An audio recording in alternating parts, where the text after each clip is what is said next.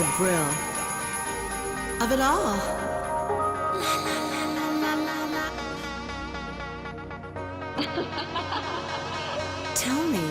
Tell me, fairy god babe. Welcome to the Brill of it all with me, Dianne Brill. You know,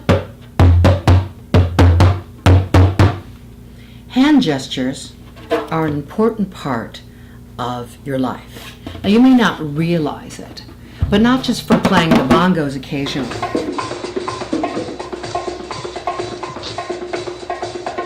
Pablo! But using your hands while you speak has a most amazing impact.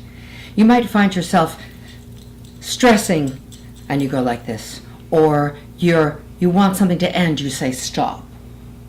If you want something to begin, you have your arms open and your palms out flat. In fact, a wise person once told me something I thought was really cool. But to give, for instance, if you give like this, you're waiting for something to come back. But if you use your gesture, if you give like this something, you hand something like this, you are simply just giving without asking for anything in return. So gestures have a lot of effect. Gestures may affect the way people are treating you.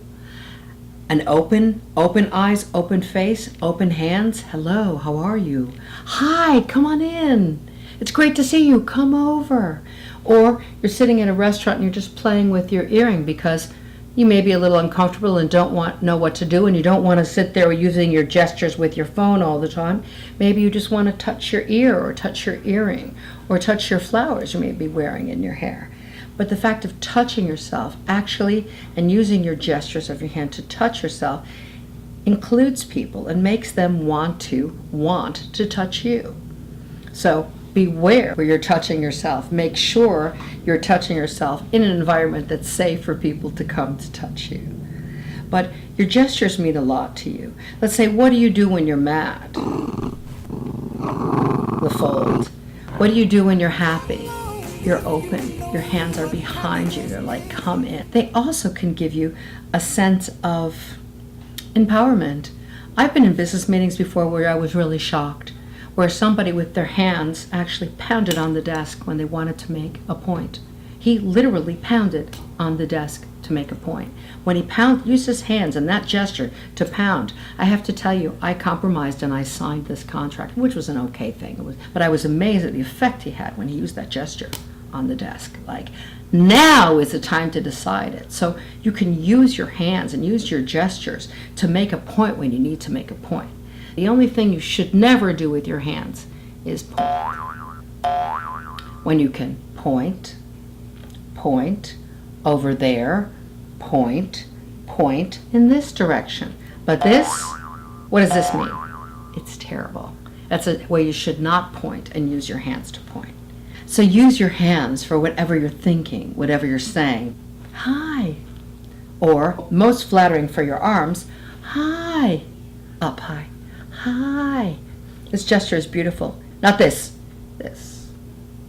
So I encourage you to use your gestures, to use your hands when you speak. And I know for a long time it was considered gauche or uncool to use too many gestures. But actually, this is a wonderful way to communicate with others by working with them on a primal subconscious way, something very human, something is very binding, bringing people together. Look at my hands.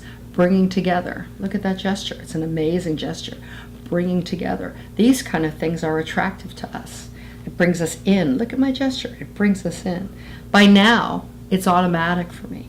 And it can be automatic for you too. For you too. So have a good time with your hand gestures. And remember, you can always go back the primitive things.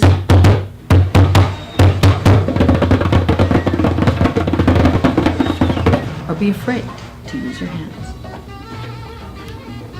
Ciao for now.